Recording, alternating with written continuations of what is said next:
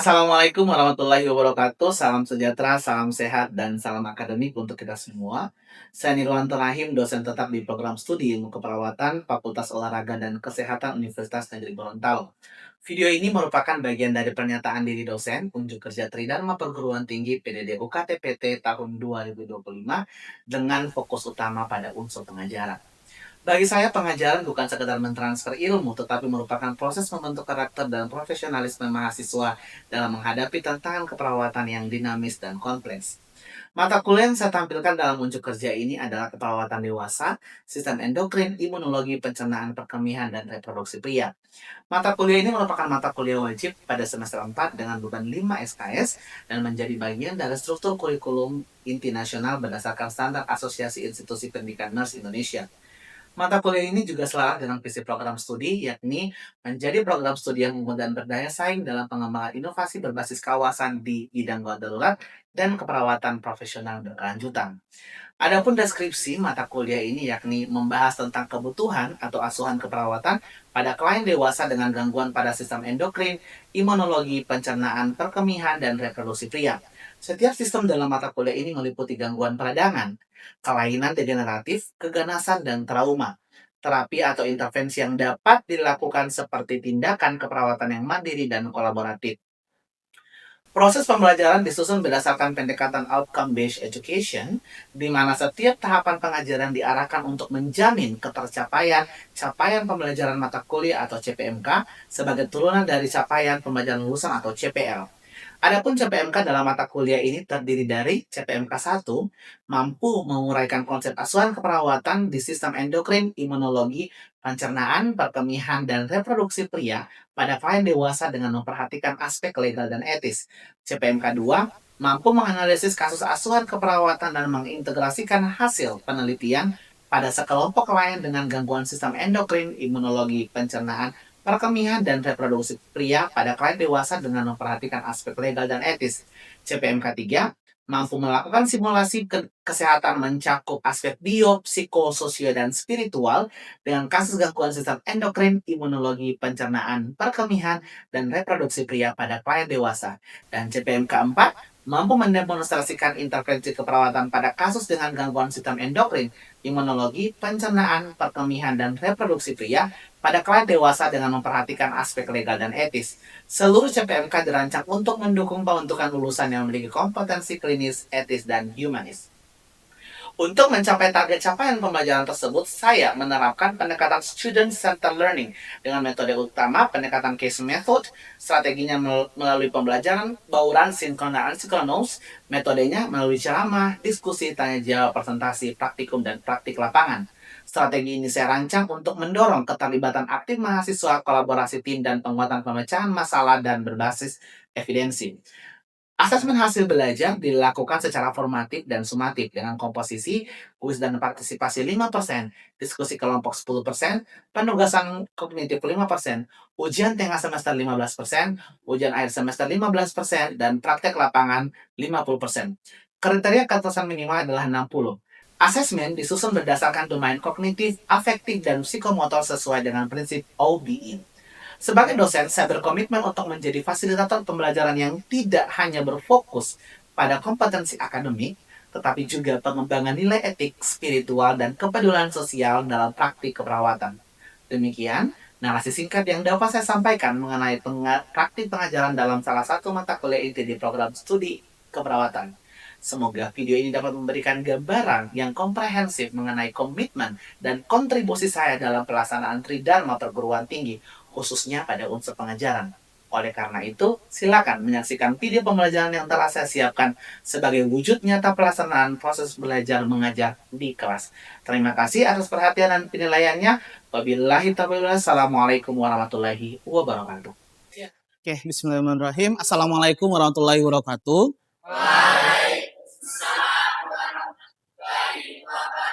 Ya, selamat pagi semuanya. Salam sejahtera untuk kita semua. Oke, gimana kabarnya hari ini? Oke, jadi ini sudah mata kuliah keberapa pagi ini? Oke, ngantuk? Ya, karena ini mata kuliahnya adalah mata kuliah yang berupa sistem. Jadi kita akan sedikit menggunakan otak kita lebih banyak. Jadi kalau baiknya bagaimana kita melakukan ice breaking dulu ya. Kita ice breaking supaya kita bisa bersemangat lagi. Bisa? Oke, ice breaking-nya seperti yang sebelum-sebelumnya. Ice breaking senam aja ya. Kita menggunakan senam. Semuanya pernah dengar senam Pikachu nggak atau senam Pokemon? Pernah? Ya, akan lumayan lama untuk penjelasannya mata kuliah hari ini. Jadi sebelum ada efek ngantuk yang membuat teman-teman tiba-tiba di tengah ada yang ketiduran, ada yang sudah tidak bisa mencatat. Jadi kita bangun dulu semangatnya dengan baik ya. Ayo semuanya berdiri.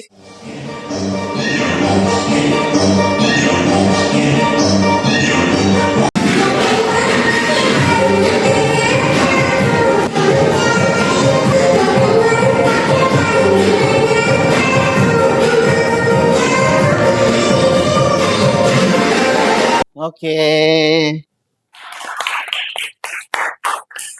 Oke, silakan duduk kembali. Gimana, udah berkeringat semuanya? Semangat. Oke, nah, jadi sebelum kita mulai untuk pembelajaran hari ini, marilah kita berdoa dulu agar apa yang kita pelajari hari ini menjadi berkah buat kita semua dan bisa bernilai pahala ya. Berdoa dimulai. Berdoa selesai. Nah, ada yang tidak hadir hari ini? Oke. Atau kita absen aja dulu ya. Silakan di-scan seperti biasa teman-teman di barcode. Nanti ada catatannya biar saya bisa lihat siapa aja yang tidak hadir hari ini.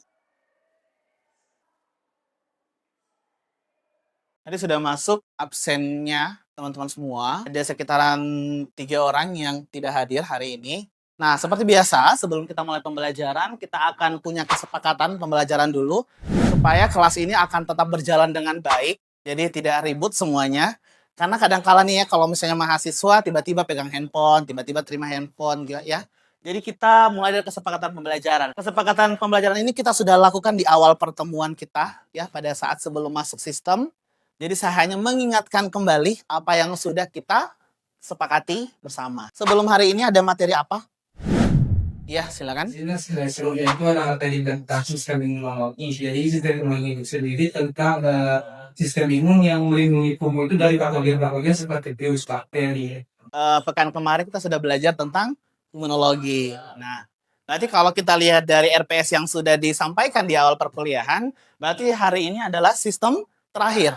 Ya, sistem terakhir untuk hari ini. Untuk yang hari ini kita akan belajar tentang mahasiswa mampu menguraikan konsep asuhan keperawatan sistem endokrin, imunologi, pencernaan, perkemian dan reproduksi pria pada klien dewasa dengan memperhatikan aspek legal dan etis. Menjadi tujuan pembelajaran kita adalah mahasiswa mampu menguraikan anatomi dan kasus gangguan sistem perkemian dan reproduksi pria pada klien dewasa dengan memperhatikan aspek legal dan etis. Kemarin kita sudah belajar imunologi, hari ini kita akan belajar tentang apa? Sistem reproduksi pria. Jadi harapannya ketika teman-teman sudah selesai di mata kuliah ini di hari ini, misalnya untuk anatomi dan fisiologi, keluar dari kelas ini ada tuh yang nyangkut gitu tentang apa itu reproduksi pria, terus organ-organnya apa, bagaimana anatominya, dan bagaimana proses fisiologisnya.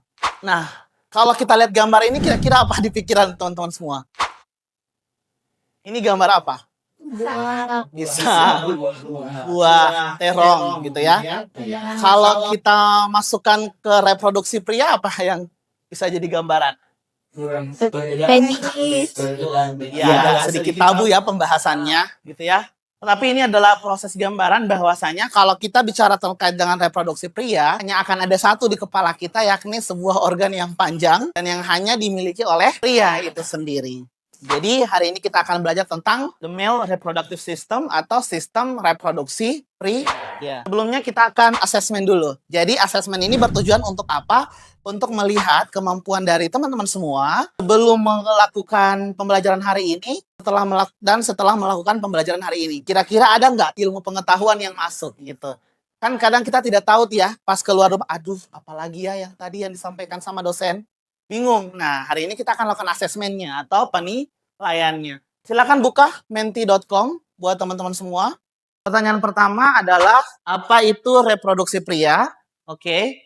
Di sini ada hanya dimiliki oleh pria, kemudian fungsi untuk hubungan seks, sistem reproduksi, fungsi untuk berkemih suatu organ tubuh yang alat kelamin pria.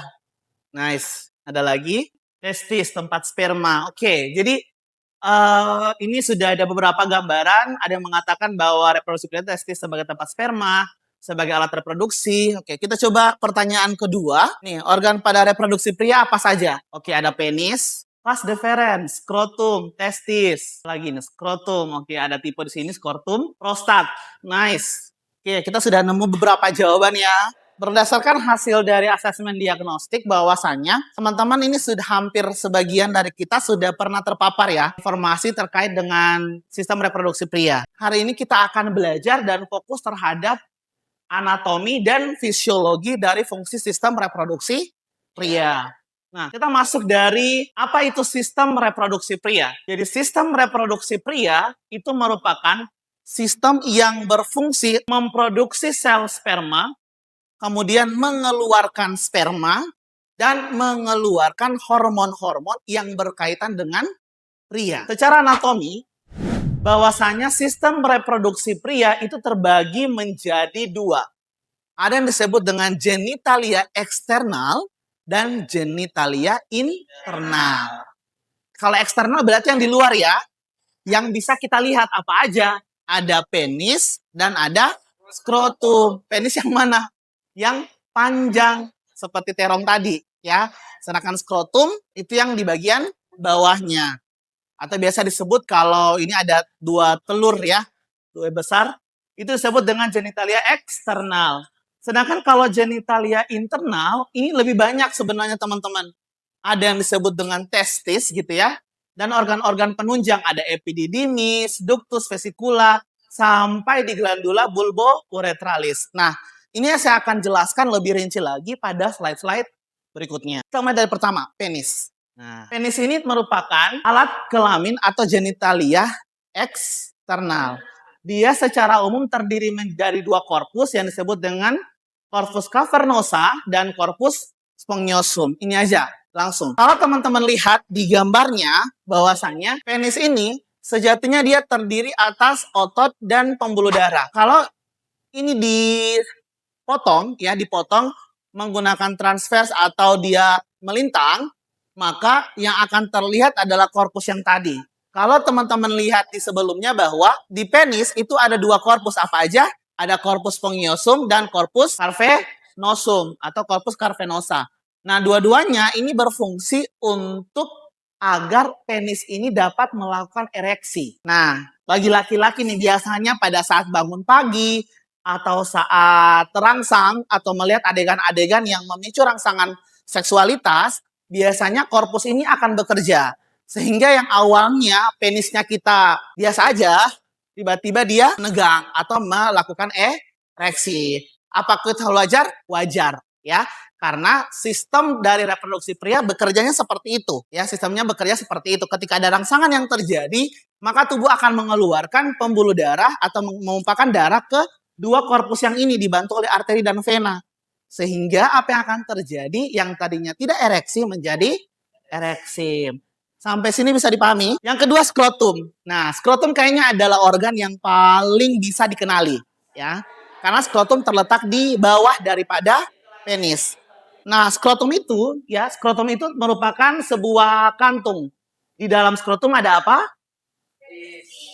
Ada testis. Testis itu jumlahnya berapa? 2, ya.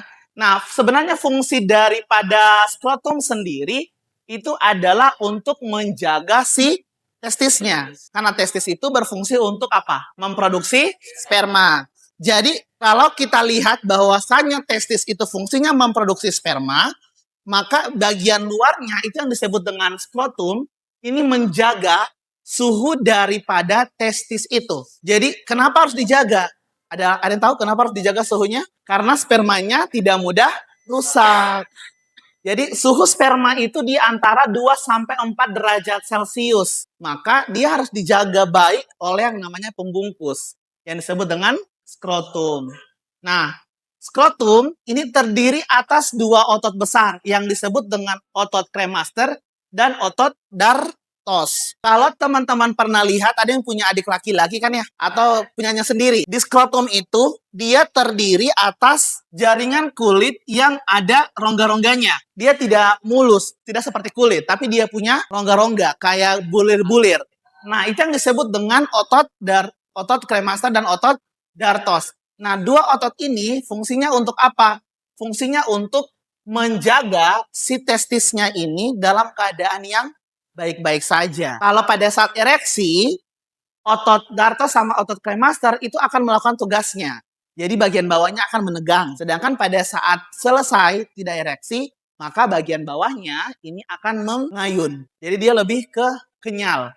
Karena si ototnya ini belum berfungsi. Jadi di dalam skrotum ada testis. Jadi testis ini jumlahnya ada 2 ya. Dengan ukuran sekitar 4 sampai 5 cm dan beratnya 10 sampai 14 gram. Jadi testis terletak di dalam skrotum sebagai tempat produksi sperma, di mana sperma yang matang berpindah ke epididymis dan melalui ductus deferens saat ejakulasi. Jadi fungsi utama skrotum ini, testis ini adalah untuk memproduksi sperma. Jumlahnya ada 2, beratnya 14 gram dan ukurannya sekitar 4 sampai 5 cm. Nah ini, kalau kita bedah skrotumnya, isi skrotumnya kita begini, banyak cabang-cabangnya, ya. Duktus-duktusnya, atau ada duktus itu disebut dengan aliran. Jadi aliran ini kalau kita asosiasikan ke air, itu kayak keran. Si skrotumnya akan masukkan sperma, dan dia akan masuk ke duktus-duktus ini. Nanti pada saat melakukan ejakulasi, atau mengeluarkan sperma, entah itu secara disengaja atau tidak disengaja, kita akan merasakan ini, spermanya akan keluar melalui duktus. Nah, saluran keempat atau organ yang keempat itu disebut dengan epididymis. Nah, epididymis ini merupakan saluran yang berkelok, teman-teman. Fungsinya untuk apa? Fungsinya untuk penyimpanan sementara dan gunanya untuk mematangkan sperma. Kalau teman-teman lihat nih, ini epididymis, dia persis sekali ya, kayak urat atau usus gitu ya. Jadi kayak bulat-bulat. Nah, dia keluar dari sini, ya. Nah, disinilah tempat pematangan sperma. Jadi dan dia itu hanya sebagai pemberhentian sementara. Ini hanya rumah singgah. Dia hanya singgah sementara untuk melakukan proses pematangan. Karena proses produksian daripada sperma itu tempatnya di mana tadi? Di testis. Nanti kalau sudah matang, kemudian dia akan mau keluar, dia akan ditampung dulu sementara di mana? Di epididymis. Oke, sampai sini bisa dipahami? Sudah 4 organ reproduksi pria. Oke, nah yang kelima adalah vas deferens. Nah, vas deferens ini adalah saluran sperma yang panjang dan lurus yang melanjutkan epididymis dan mengarah ke atas serta berakhir di kelenjar prostat. Jadi di dalam testis itu banyak. Nah, ini kan kita sudah belajar tentang epididymis yang tadi ya. Jadi kalau kita lihat bedah gitu ya, secara anatomi, ini kan testis. Di atasnya adalah epididymis. Nah, saluran panjang yang akan berakhir sampai di prostat itu disebut dengan vas deferens. Jadi ada tempat pematangan yang disebut dengan apa? Epididymis. Kalau misalnya dia sudah pada saat proses mau ejakulasi, mau keluar nih spermanya, dia akan diarahkan dulu kepada vas deferens sampai ke prostat. Next ke vesika seminal. Jadi vesika seminalis ini atau kantung mani adalah kelenjar di dekat prostat yang memproduksi cairan kain nutrisi sebagai sumber energi bagi sperma. Jadi tadi pada saat epididymis pematangan, kemudian dia akan melewati yang namanya vas deferens. Setelah vas deferens kan tadi dia akan berhenti ke prostat ya. Jadi di prostat itu ada namanya apa? Ada vesika seminalis. Nah, vesika seminalis ini adalah kantung mani. Sebelum ada reaksi ejakulasi, maka dia akan ditampung dulu. Disebut dengan kantong mani atau vesika seminalis. Tidak dikeluarkan oleh tubuh selama 4 minggu, maka dia akan diserap otomatis oleh tubuh. Kantung mani kalau sudah full, dia akan punya reaksi rangsangan yang berbeda. Nah, yang ketujuh adalah saluran ejakulasi. Saluran ejakulasi adalah saluran pendek yang menghubungkan kantung mani dengan uretra. Jadi fungsinya adalah menyalurkan sperma ke dalam uretra selama ejakulasi. Jadi selama ejakulasi, tadi kita lihat arulnya ya, dia menghubungkan antara si vesikula dan si uretra, tempat keluarnya, itu yang disebut dengan saluran ejakulasi. Organ berikutnya ada yang disebut dengan prostat. Nah, bawah kandung kemih. Jadi ada di bawah kandung kemih disebut dengan kelenjar prostat. Jadi kelenjar prostat ini itu hanya dimiliki oleh pria. Jadi tidak dimiliki oleh wanita. Nah, kelenjar prostat ini fungsinya untuk apa? Untuk menghasilkan cairan basa atau cairan alkali. Jadi cairan alkali ini fungsinya untuk apa? Agar si sperma yang tadi yang ada di vesika seminularis itu akan berlangsung hidupnya lebih lama. Jadi dia fungsinya untuk apa? Menjaga si spermanya agar tetap hidup dengan baik. Nah, yang berikutnya adalah uretra. Uretra ini merupakan saluran paling panjang. Jadi kalau di bagian penis, teman-teman akan melihat bahwa uretra ini dia dari pangkal prostat. Dari sini, dia akan turun sampai ke bagian bawahnya penis. Ya, kalau di laki-laki ada bagian lubangnya, itu dia akan keluar. Kalau kita lihat bahwa ini adalah kandung kemih ya. Nah, ini adalah kandung kemih. Ini adalah sphincternya atau urethral opening. Nah, ini ada kelenjar prostat.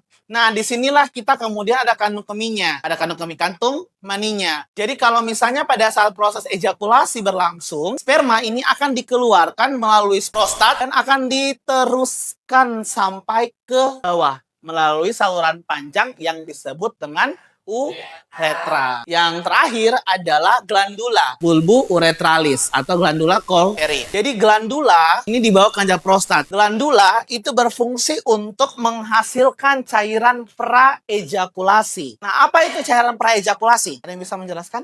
Cairan bening. Oke, apalagi yang bisa melengkapi? Oke. Jadi sebelum keluar seperti cairan semen. Oke. Nah, kalau teman-teman lihat bahwa praejakulasi ini namanya pra berarti sebelum. Jadi sebelum melakukan ejakulasi, dia akan ada fase di mana keluar dulu itu cairan sebagai petanda adanya rangsangan seksual. Jadi prekum. Nah, istilah zamannya kita itu prekum. Nanti kalau misalnya sudah terangsang sangat hebat, maka akan ada dorongan hebat yang disebut dengan ejakulasi. Tadi sudah 10, sudah banyak ya. Sudah banyak sistem organ reproduksi pria yang kita belajar. Hanya seru nih ya kalau saya tanya satu-satu. Siapa yang mau menyebutkan 10 dari sistem organ reproduksi pria? Penis, lagi, testis, skrotum, epididymis, vas deferens, vesicula seminularis, saluran ejakulasi, glandula, prostat, uretra. Masya Allah. Tepuk tangan dulu.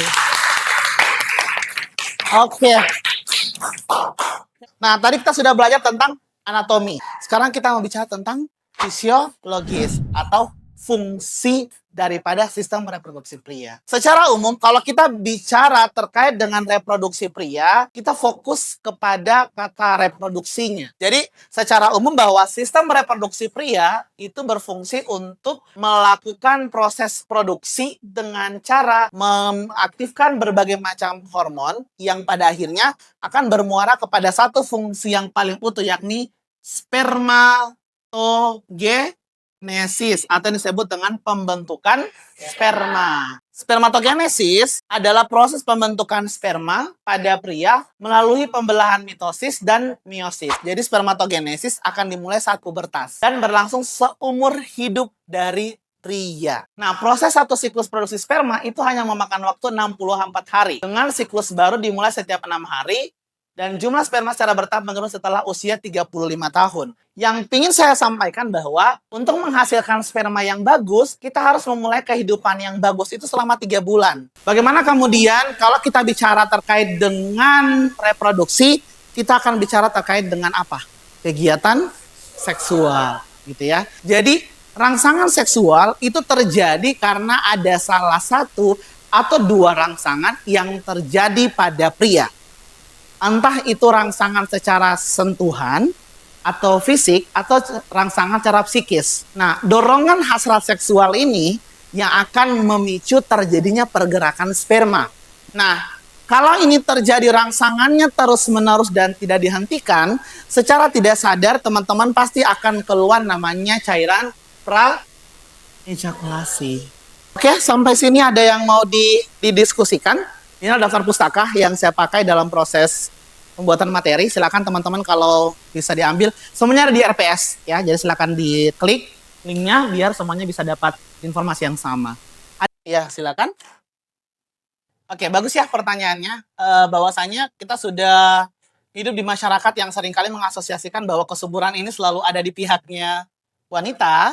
apakah sekarang kita bisa menjelaskan bahwasanya bisa juga ada kesuburan yang disebabkan oleh pria. Nah, teman-teman setuju nggak? Atau ada yang pernah tahu ilmunya terkait dengan apakah pria juga bisa mandul? Oh ya, silakan Yunisa. Mungkin terkait hal tersebut, beberapa kan bahwa dia juga bisa mandul diakibatkan oleh pola hidupnya atau makanan yang berdampak pada kualitas. Tepuk tangan buat Yunisa.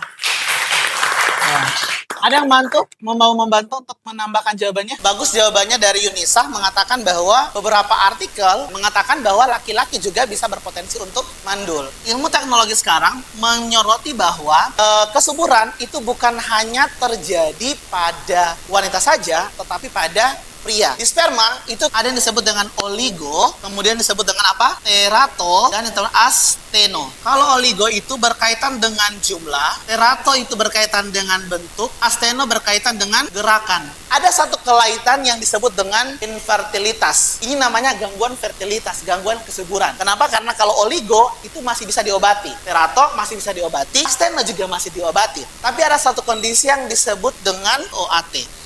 Ini di laki-laki ada tiga-tiganya. Teman-teman harus tahu bahwa kemandulan itu bisa terjadi bukan karena hanya pada wanitanya, tetapi bisa terjadi pada prianya. Oke, sampai sini bisa dipahami semuanya? Karena sudah bisa dipahami, kita evaluasi dulu. Evaluasinya kita pakai games ya, teman-teman semuanya. Silakan buka Kahoot. Nah, semuanya teman-teman sudah buka Kahoot-nya. Jadi ini tuh adalah sebuah games yang membutuhkan kecepatan dan ketepatan. Jadi semakin cepat dan semakin tepat, maka skornya akan lebih tinggi.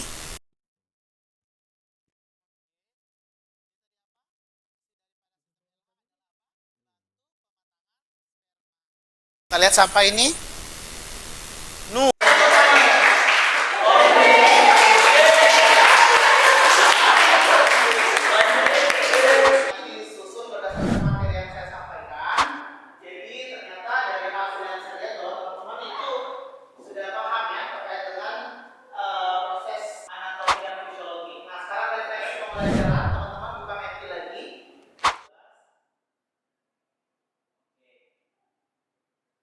Tadi kita sudah belajar. Nah, mungkin ada yang mau membantu saya untuk menyimpulkan pertemuan kali ini.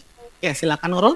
Jadi tadi kan belajar tentang reproduksi ya, dan yang saya dapat yaitu sistem reproduksi pria itu dia tersusun atas organ luar dan organ dalam. Nah, organ luar itu dia ada skrotum dan penis, kemudian organ dalam itu ada testis dan juga saluran sperma. Oke, tepuk tangan dulu buat Nurul. Ada lagi yang mau menambahkan? Silakan, Saurin. Oke, luar biasa. Nah, tadi sudah kesimpulannya ya, sama pelajaran. Lalu setiap pembelajaran ada apa? Nice. Jadi tugasnya kita adalah, supaya kita tambah paham ya, tugasnya adalah silakan membaca tentang hormon testosteron dalam sistem reproduksi. Oke, terakhir dari saya. Ketika kamu belajar reproduksi pria, kamu sedang belajar tentang identitas, kesuburan, dan harapan masa depan seseorang. Maka, jangan sekedar hafalan, tapi pahami. Karena kelak, kamu bukan hanya akan ditanya apa itu testis, tapi akan ditanya bagaimana kamu membuat pasienmu tidak merasa malu saat bicara soal kesuburan di hadapanmu. Oke, terima kasih untuk partisipasinya. Saya tutup kelas hari ini dengan mengucapkan hamdalah. Alhamdulillahirabbil alamin. Billahi taufiq wal hidayah. Wassalamualaikum warahmatullahi wabarakatuh. Demikian video pembelajaran ini saya hadirkan sebagai bagian dari unjuk kerja Tridharma Perguruan Tinggi PDD UKT-PT khususnya pada unsur pengajaran. Dokumentasi ini merupakan bentuk tanggung jawab akademik saya dalam menampilkan praktek pembelajaran yang terstruktur, terukur, dan berorientasi pada capaian pembelajaran selaras dengan pendekatan outcome-based education. Melalui video ini, saya berupaya untuk menunjukkan komitmen saya sebagai dosen yang adaptif terhadap perkembangan pedagogi, reflektif terhadap proses pembelajaran, serta konsisten dalam menjaga mutu pendidikan. Semoga tayangan ini dapat memberikan gambaran utuh mengenai integritas dan kompetensi saya dalam menjalankan peran sebagai pendidik profesional di lingkungan perguruan tinggi. Terima kasih atas perhatian dan penilaiannya. Wassalamualaikum warahmatullahi wabarakatuh.